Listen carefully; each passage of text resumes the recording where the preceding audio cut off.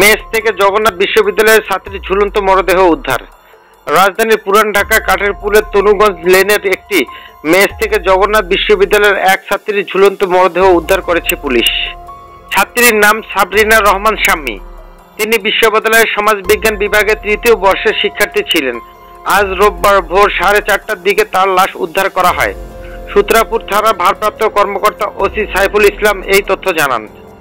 OC Saiful Islam বলেন, সাবরিনা কাঠের পুলের তনুগঞ্জ লেনের একটি ছাত্রীর মেসে থাকতেন। তিনি মেসের একটি কক্ষে একাই থাকতেন।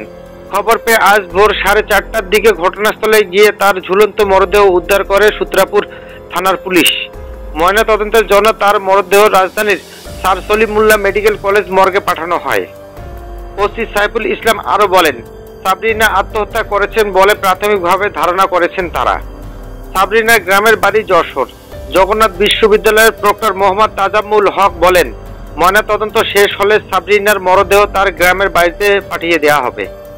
বিশ্ববিদ্যালয়ের সমাজবিজ্ঞান বিভাগের চেয়ারম্যান ফারহানা জামান বলেন, সাবরিনা মেধাবী শিক্ষার্থী ছিলেন। তার অকাল মৃত্যুতে তারা মর্মাহত ও গভীর শোকাহত।